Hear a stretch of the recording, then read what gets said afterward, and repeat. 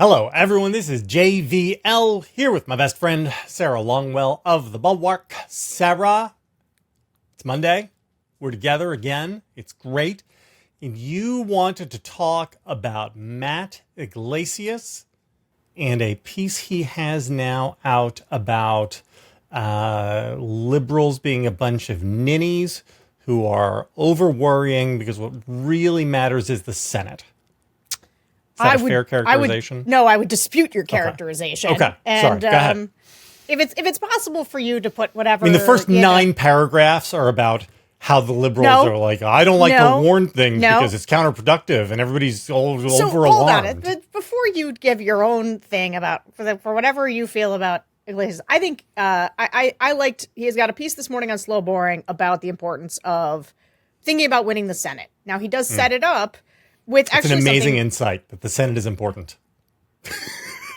Actually, I actually think that it's not so much that it's an insight as it is a point of directional analysis. And no, the insight I think he's making is that Democrats seem to already be giving up on the idea that they can win back the Senate, and that is a mistake. It is a mistake because the map. And this is, I think there's a couple insights here that I think are really worth chewing on. And for me, as somebody who's thinking about the strategy around look, winners make policy, losers go home. And the fact is the previous Senate majority was built on having senators from Montana, Democratic senators from Montana, like John Tester, Joe Manchin, in West Virginia. I forget where the other place was, but places where it is unlikely. Ohio. That's right. Sherrod Brown. So Sherrod Brown is gone now. And his point is, unlikely to win in those places again. Certainly. Now, Ohio, maybe, but certainly West Virginia and Montana, very difficult. Which means you got to start winning in places that are more favorable to you. Or places that are changing and politically realigning in ways that are slightly more beneficial to Democrats. But to me, one of the interesting things was that everybody's looking at the map right now and being like, man, that's an ugly Senate map for Dems. True. They have more places where they have to defend than they do opportunities to go on offense. Yes. Right now in 2026, the main offense opportunity is Maine with Susan Collins. Susan Collins, though, remains relatively strong in the state. She's very difficult to beat. Tough to beat. And the places where Democrats have to defend are going to be difficult to defend. They are in places that Trump won. And so his point, though, and the one that I found, it is something that actually I sort of knew in the back of my head, but had not, like I've seen it laid out on my own team, which is, the map does not look better in 2030 or 2032. Or 2028, right? Like the map doesn't the next 3 cycles, like you look 6 years out, it does not get any better. It doesn't get any better. And so... Yeah, this is actually an average cycle for Democrats. They shouldn't look at it like it's an outlier. Yeah. Not only is it average, but the political environment in which Trump is potentially unpopular and Democrats maybe have some wind at their back because it is a midterm election in which they now benefit. Their voters now turn out. Yep. Their voters turn out. So to me, this idea of like, don't write off the 2028 cycle. 2026. So I'm sorry. The 2026 cycle. And I think that I am in a lot of rooms with a lot of people. It clicked for me because I hear a lot of people writing off 2026 already. I do. There's just people who are like, well, the Senate's, what are we? And we shouldn't be thinking like that.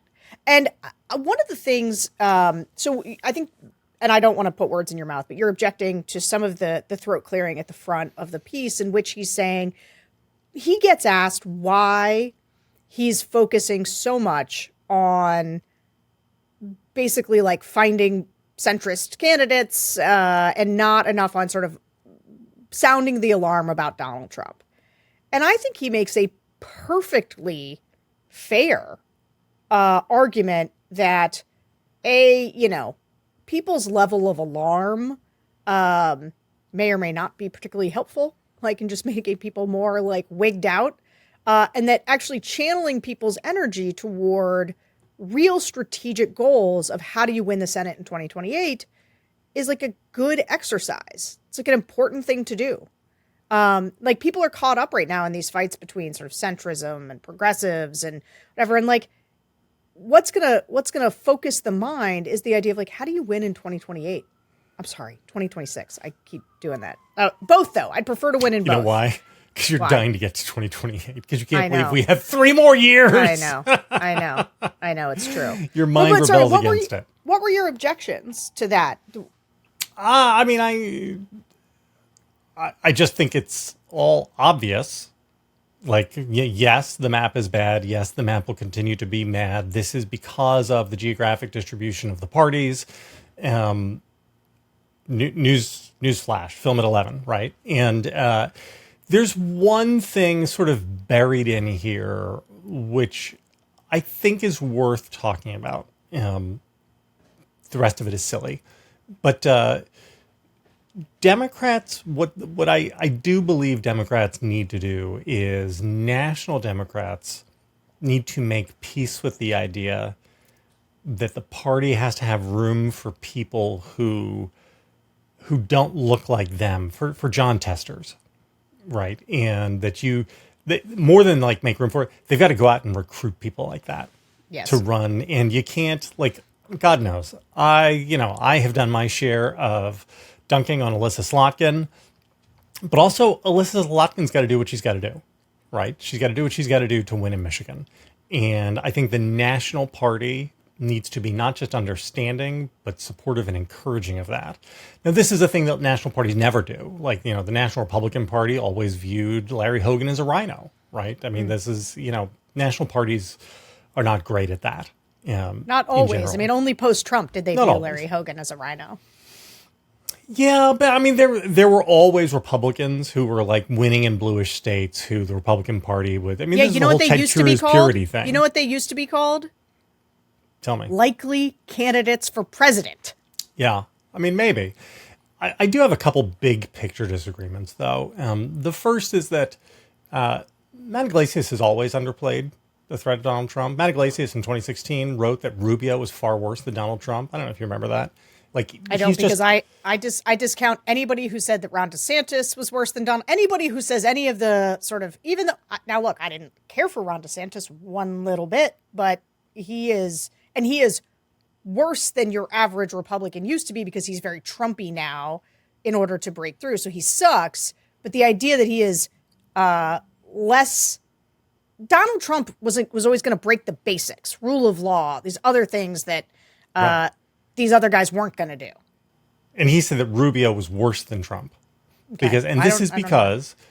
But I do know why. Let me explain. So Matt Yglesias comes from a school of liberal analysts who believe that everything is explicable by policy, and that voters are these hyper-rational actors who sit with like a scorecard with a matrix of, well, I like Social Security, I kind of like unions, I do want my abortion is like a 7.5, and they put this all into a thing, and then that matrix determines how they vote. And so, Yglesias has written over and over again about how, actually Donald Trump is way more moderate than Mitt Romney, and that's why voters liked him so much. And that there are ways in which Donald Trump was more moderate than Mitt Romney, if you looked at like granular policy levels. But the gestalt of, and this is where I would say, I think that political life is explicable much more through vibes than through like detailed policy configurations. And where Iglesias is like, yes, we just have to get the right policy mix. And if we can have all the right policy boxes ticked in a perfect way that fits with the voters in this state, then Democrats will win there. And I don't think that's how it works. I think that's actually a fundamental misunderstanding of American politics.